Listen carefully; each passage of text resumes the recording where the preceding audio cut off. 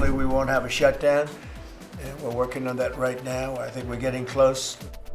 We're ready to fund 96% of the federal government today, but the DHS bill still needs a lot of work. This is Today as It Happened. Good Thursday evening. I'm Holly Furfer, guiding you through our timeline of the day's most important news. From border czar Tom Homan taking over ICE operations in Minnesota, to Minneapolis Mayor Jacob Fry's trip to D.C., urging leaders to end the massive immigration enforcement campaign. So let's dive right in. Border czar Tom Homan held a news conference in Minneapolis to assess the situation on the ground following the shooting death of 37-year-old Alex Preddy by Border Patrol agents and in response to the protests and outrage from residents over the ICE operation. Homan had this to say. I've been on the ground less than 3 full days. I got in here Monday. President of the United States called me Monday morning and asked me to deploy here. Got here Monday evening, and I'm staying till the problem's gone. But we've made a lot of progress in the last 3 days.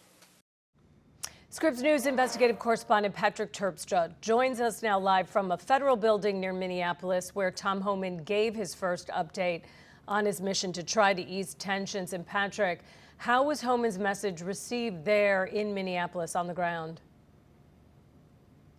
Well, certainly we're going to be hearing from people throughout the day as this message starts to seep in. This promise that Homan is making of drawing down some of the tremendous numbers, 3,000 people here doing immigration enforcement on the streets in Minneapolis, and they've been here for weeks. This is a community that sees them all the time and, of course, knows about those 2 shooting deaths, Renee Good and Alex Preddy. But an interesting line here from Homan during that press conference saying that we are not surrendering the mission, we are doing it better. He said he rejects any ideas that there were not mistakes at all, which is, of course, in sharp contrast to what Stephen Miller, White House advisor, said had been a flawless operation here. But Homan saying that they will continue to make arrests, but try to do them in a more targeted fashion, really going after people that perhaps are undocumented immigrants that are in jail, picking them up there instead of on the streets. This was Homan a short time ago. We got to stop the rhetoric, the hateful rhetoric that has caused an increase in assaults. That has caused, because of that, have to send security teams out with arrest teams, which surge the city with additional resources because of the rhetoric, because of the threats, because of the assaults. I begged for the last 2 months on TV for the rhetoric to stop. I said in March, if the rhetoric didn't stop, there's going to be bloodshed. And there has been. I wish I wasn't right. Homan clearly trying to take the temperature down, but of course some of the most intense rhetoric has come from the President of the United States, the Secretary of Homeland Security, and ICE agents and immigration officials themselves here on the streets.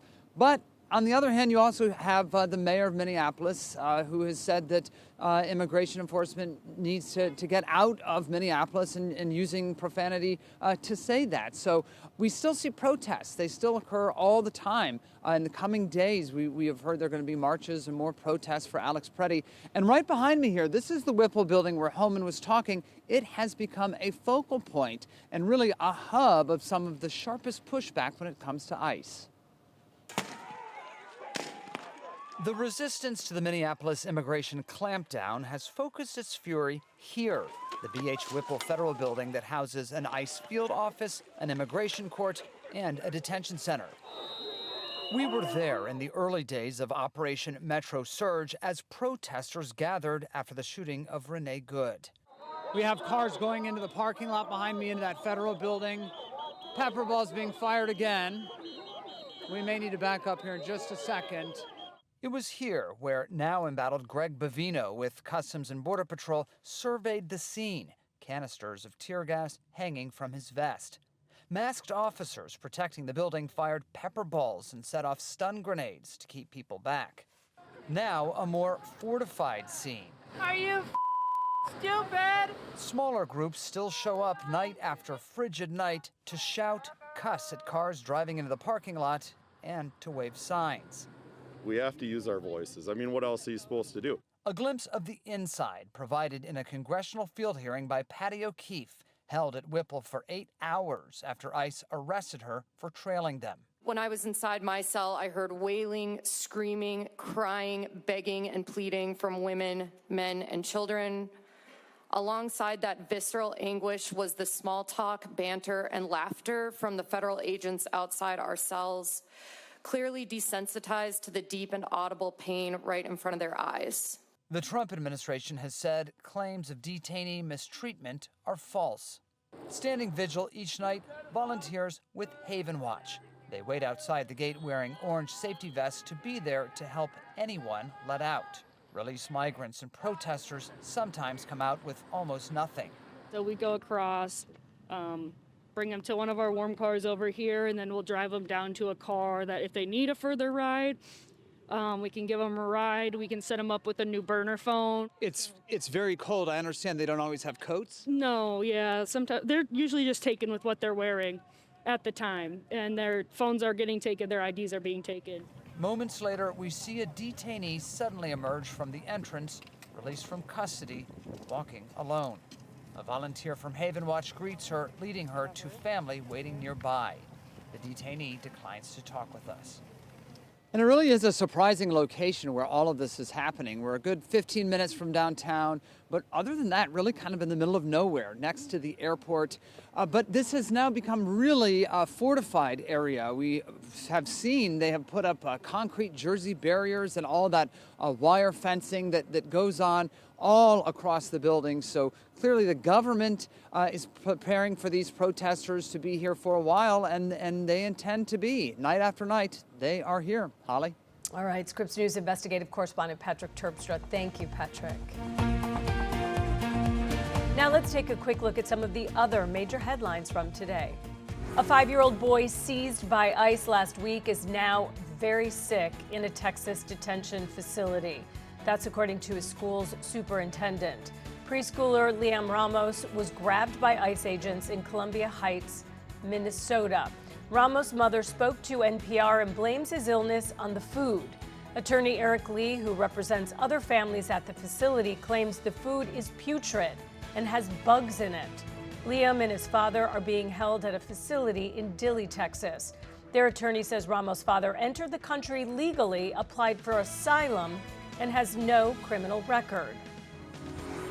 President Trump is threatening Iran with a new military strike if it refuses to negotiate a new nuclear deal. In a Truth Social post, Trump warned the next strike would be far worse than the one the U.S. carried out last summer. That's when the U.S. military attacked 3 of Iran's nuclear sites. Trump also reiterated his warning from last week that an armada is heading towards Iran and, quote, time is running out. The Trump administration's decision to deploy National Guard troops to several U.S. cities did not come cheap. This cost taxpayers roughly $496 million from June through December of 2025. That's according to the Congressional Budget Office. The nonpartisan CBO says if these deployments keep going through 2026, the final tally could rise to $1.1 billion. The findings are based on the deployments to Los Angeles, Washington, D.C., Memphis, Portland, and Chicago. Another powerful winter storm could hit the Southeast this weekend. Models show a bomb cyclone might affect the Carolinas and parts of Virginia starting on Saturday. Still unclear if areas farther north will see blizzards or just light snow. Forecasters think even Atlanta, Knoxville, and Roanoke could see some snowflakes. Coming up on Today as It Happened. I'm deeply concerned about what happened in Fulton County yesterday. Look, this issue has been litigated time and time again. The votes have been counted over and over again.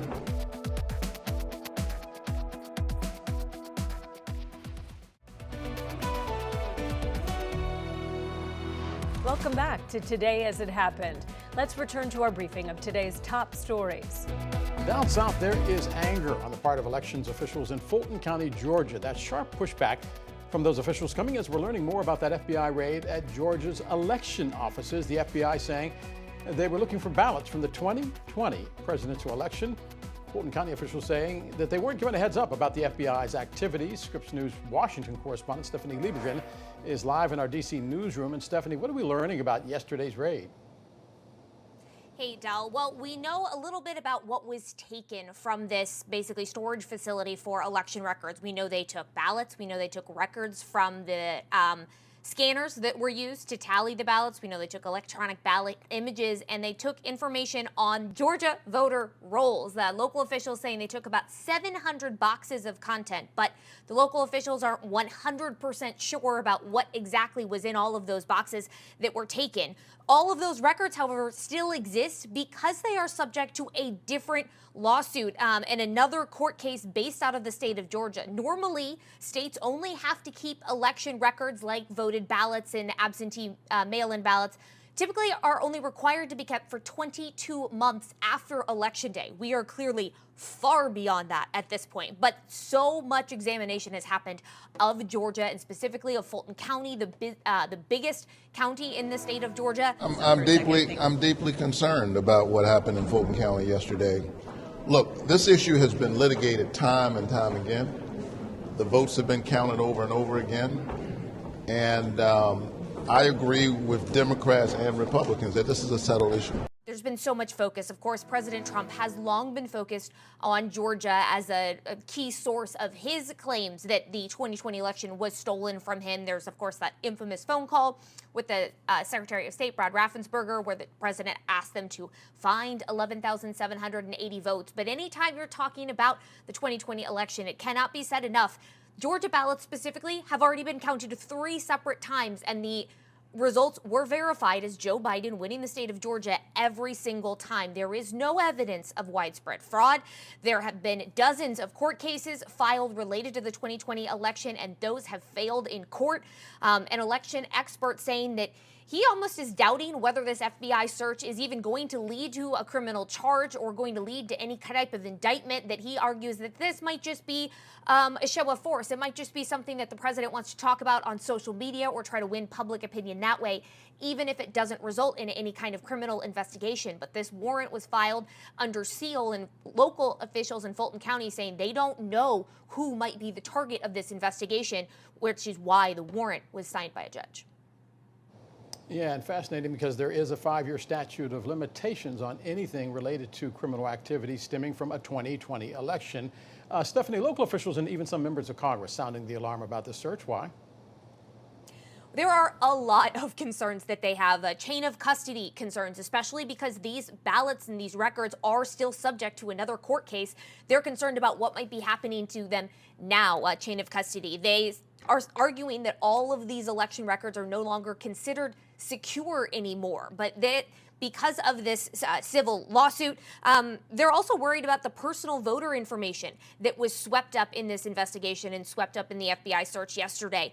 But one of the big concerns that we're hearing, especially from members of Congress, is a particular person who was on site during that FBI search yesterday, and that is the Director of National Intelligence, Tulsi Gabbard, who was pictured on site.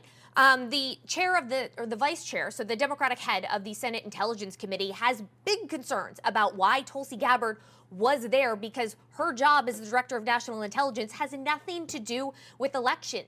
Tulsi Gabbard's role is to deal with foreign spying, to deal with foreign malign influence, to be focused on keeping our country safe from foreign adversaries. Unless she's claiming that there is a foreign influence somehow involved in this investigation, and if there is, she has to notify the intelligence communities that she has not, so she's violated her duty there, or the only other reason she's showing up is to try to find some way to get back in Donald Trump's good graces.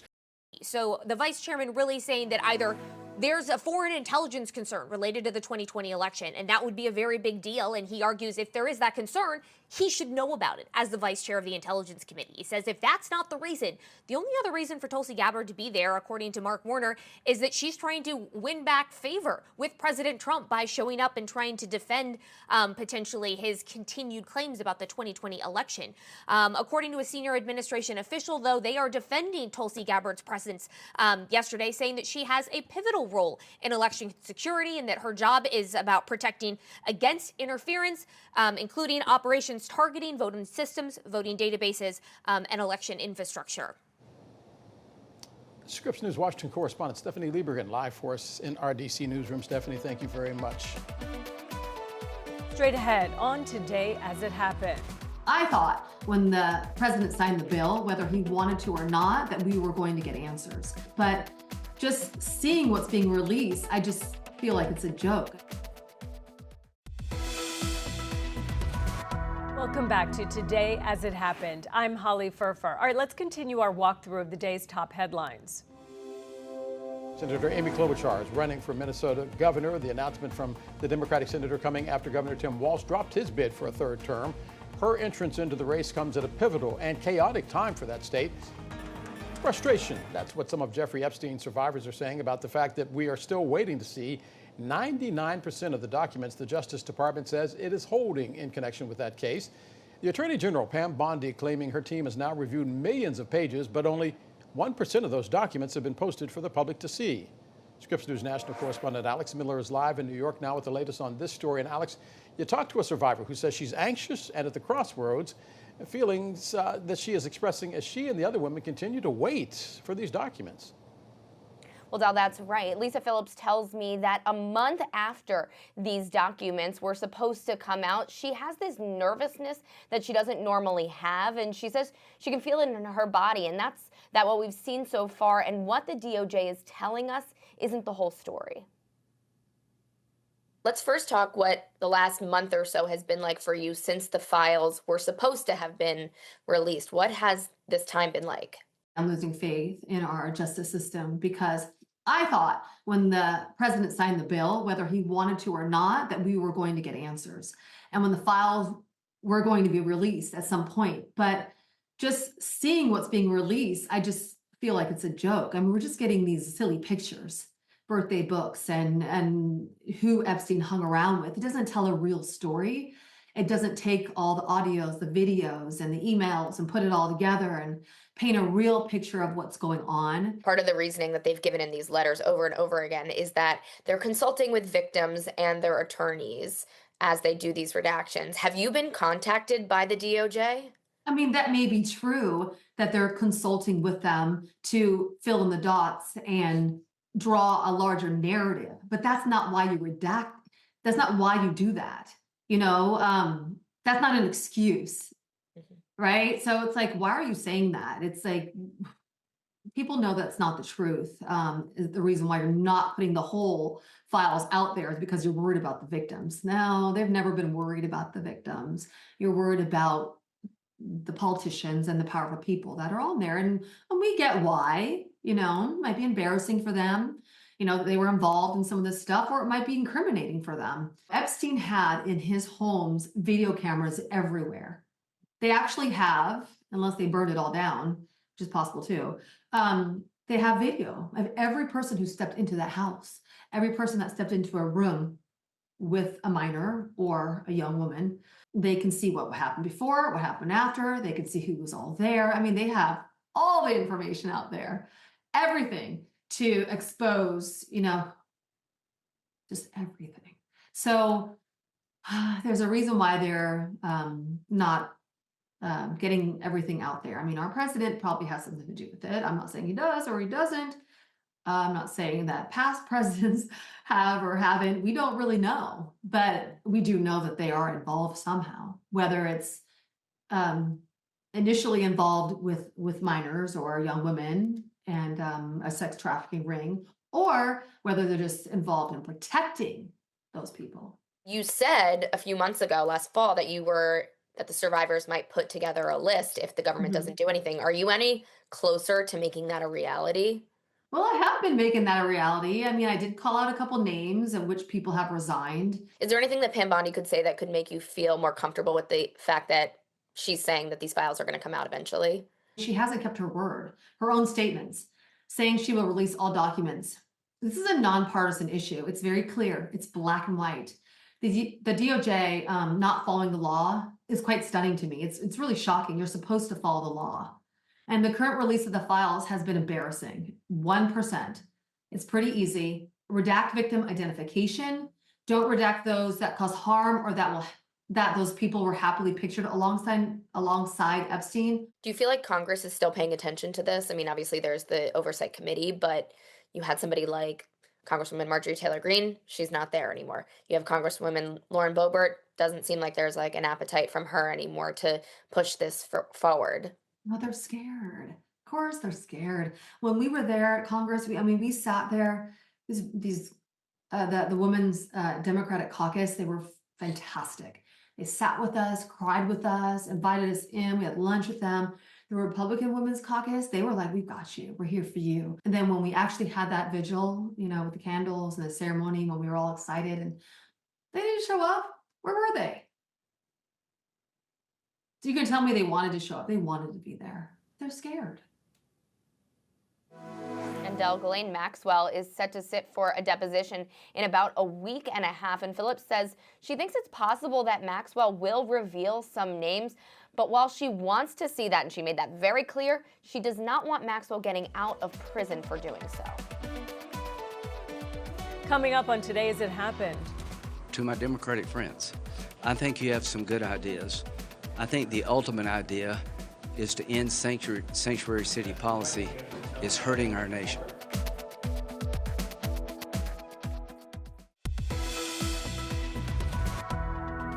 Glad you're back to Today as It Happened. Scripps News end of day snapshot of our biggest story. So let's pick up right where we left off. We are edging ever closer now to another government shutdown. Could happen as soon as Saturday with a battle over funding for the Department of Homeland Security, and it shows no signs of easing. Today, a key test vote failed on the government funding package on the floor of the Senate. Scripps News congressional correspondent Nathaniel Reed is live on Capitol Hill. And Nate, set the stage for us. The Democrats are out with their list of demands for reforms for ICE. Does it seem like negotiations could yield any results? Well, a Democratic source here on Capitol Hill, Dell, saying that they're making good progress with the White House. A lot of questions, though, about whether they'll be able to reach some sort of agreement here. And look, Democrats are kind of maintaining this posture of wanting to get something written into law, signed by President Trump, simply because there's just not a whole lot of faith that the White House could do anything by executive action or moving some of its administration officials around that would satisfy Democrats' desire for additional guardrails in the wake of that second deadly shooting we saw in Minneapolis last weekend. Senator Cory Booker telling us that that's precisely why Democrats are holding out here. That's why they're looking for the White House to reach an agreement on some concessions that can be passed into law, again, to change the way that ICE operates. Are you confident that these negotiations led by leadership with the White House are going to go somewhere? Do you think it can be an 11th hour deal? I have lived my time in the Senate to this ideal that we should be able to work across the aisle, across partisanship for patriotism and doing what's right. This White House, however, has proved to be lying to the American people, lying to Congress, and violating their oaths to uphold the Constitution. So I have very little trust. Whatever we agree to must be upheld by legislative action. And that's what today's discussions and debates are about. Just a reminder what Democratic leadership is asking for, Dell. They're asking the Trump administration to end roving patrols and ensure the use of warrants by ICE agents, also boost accountability and create a framework for investigations working with state and local governments, also banning agent masking. That's a major one, and requiring that body cameras are on agents and that those remain on during immigration enforcement, along with agents having proper identification during immigration raids as well. So again, possibly heavy lift here. A lot of questions about whether the White House will really engage on this, but right now it sounds like those negotiations are still ongoing between Senate Democrats and the White House. Again, a lot of questions about whether they will actually reach some sort of bipartisan agreement here that can pass and make a government shutdown, shorter, less painful for the American people. At this point, though, Dell, it does seem like there is going to be at least a weekend-long shutdown. That is because, of course, that government funding vote earlier today failed, and it just seems likely that it is going to remain, in a position that we could see a partial government shutdown. Nate, Republicans still control Congress. They control the White House. Any sign that they're going to sign off on any of the changes that the Democrats are requesting? It's interesting. I've asked a number of Republican senators if they'd be willing to agree to some of those conditions, those 3 conditions that Democrats had laid out. A lot of them are saying no, that that's too much. They would not want to make any changes to that funding package. But Senator Lindsey Graham, who frequently has the ear of President Donald Trump, telling reporters earlier that some of those proposed changes might just be reasonable. Take a listen.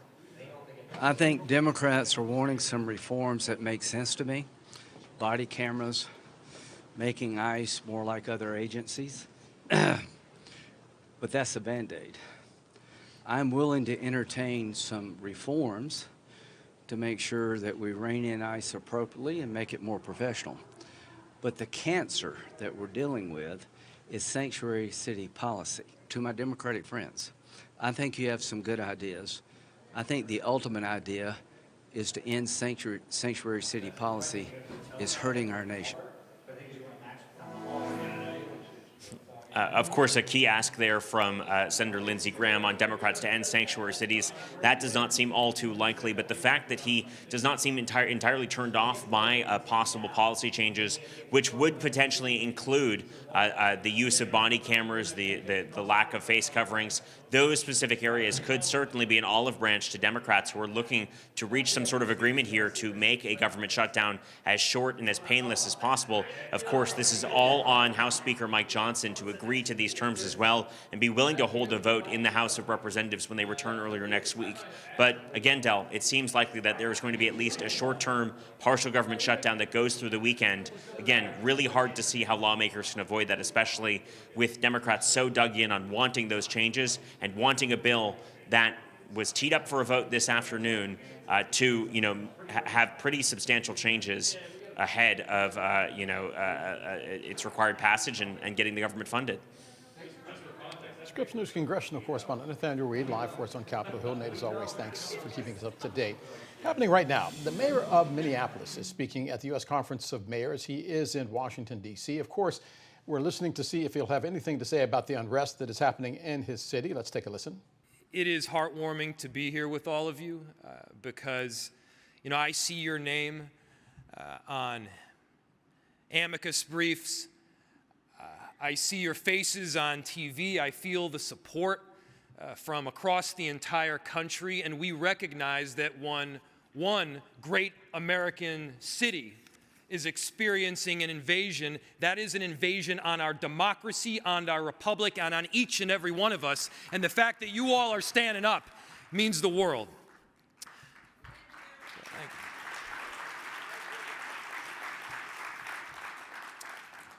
Never in a million years did I think that we would be in this place where troops and federal agents by the thousands have been deployed on a great American city, where the Department of Justice is used as a weapon to silence dissent, where the very foundational principles of our democracy and of our republic are questioned.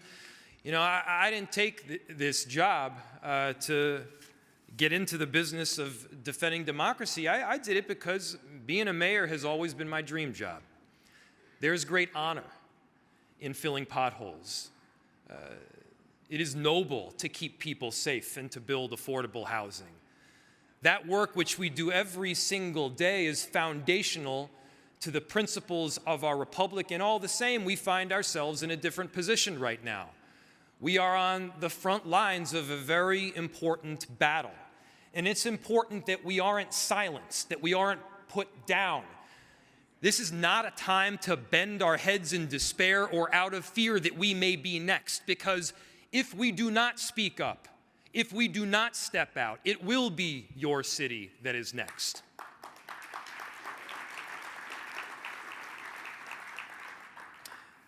For those of you that have been watching the news and what's happened in Minneapolis, I'll tell you, it is that bad. People's constitutional rights have been trampled. Thousands of federal agents have descended on a city that has 600 police officers. 600 police officers and somewhere between 3,000 and 4,000 federal agents, ICE, and Border Patrol. People have been indiscriminately pulled off the street. Discrimination takes place only on the basis of are you Somali, are you Latino, or are you Southeast Asian? And then American citizens have been yanked away from their homes after that solely because they look like they are from Mexico or Ecuador or Somalia. That's not how we operate in America. In America, we have these foundational principles of law. We abide by our Constitution. The rule of law is not just something that you say, but it is something that we practice each and every day. And as mayors, we know that. As mayors, we operate in the reality business. It is a reality that we've got to keep people safe on a daily basis. And by the way, we do that, partnering with a number of different jurisdictions, working with our federal government. In Minneapolis, we've worked extensively with the ATF and the FBI and the DEA, the U.S. Attorney's Office, to successfully drive down crime. And despite what you may hear on different media channels, crime is down in virtually every category and virtually every neighborhood of Minneapolis. Minneapolis Mayor Jacob Fry addressing the United States Conference of Mayors here in Washington, D.C. Straight ahead on Today as It Happened. We are not surrendering the president's mission on immigration enforcement. Let's make that clear. Prioritization of criminal aliens doesn't mean that we forget about everybody else.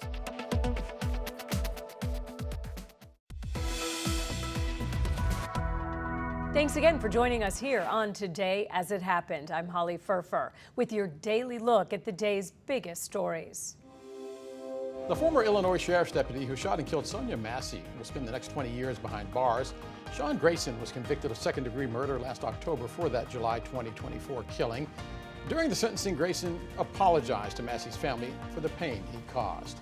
Massey's parents and 2 children wanted the maximum sentence. Massey, who struggled with mental health, called 911 about a prowler outside her home. Responding officers didn't see anyone.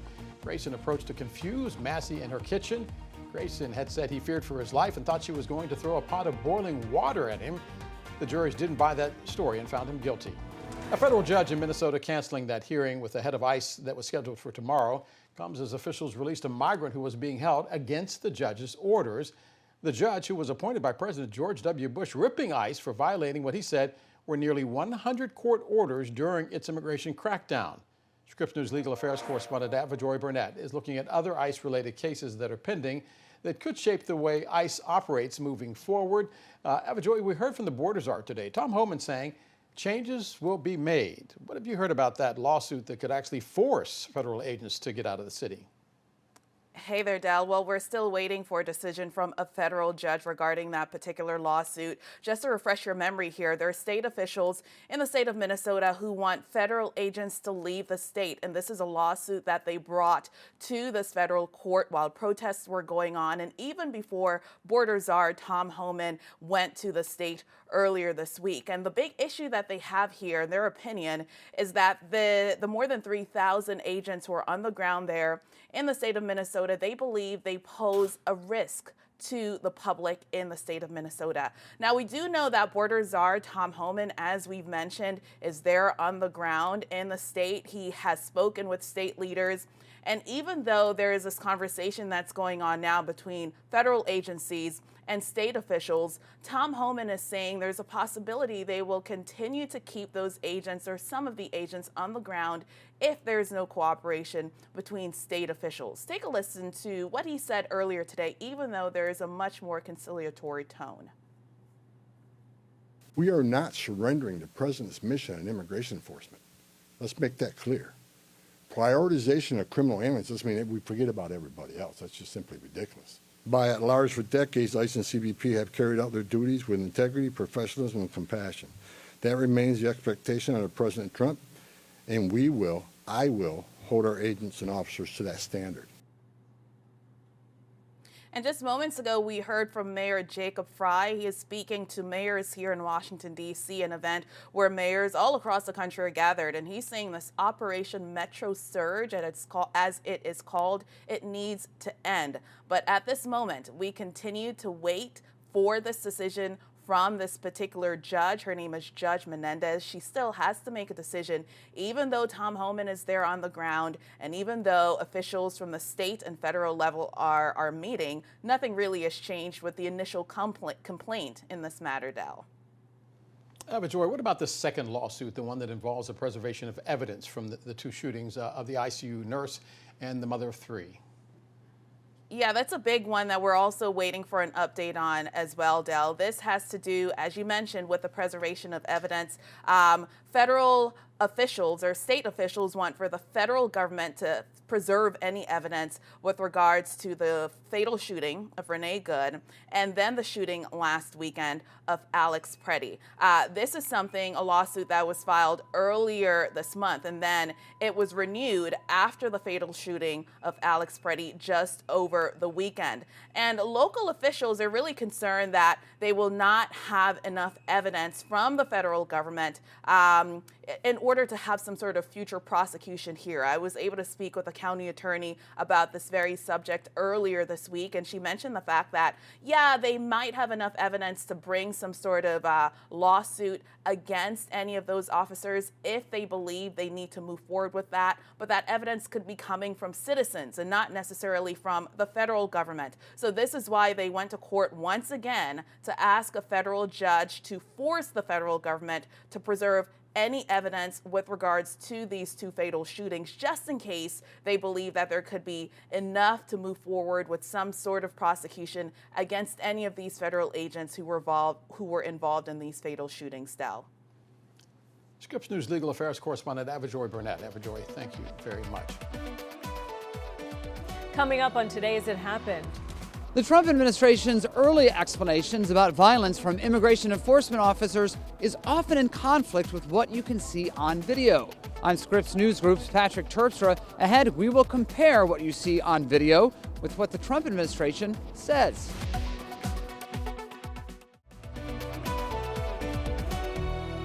Thanks again for joining us here on Today as It Happened. I'm Holly Furfer with your daily look at the day's biggest stories. Do you think Rep. Omar staged the attack on herself at the town hall? I don't have any evidence to believe that's true. Look, we deal with member security issues as they arise.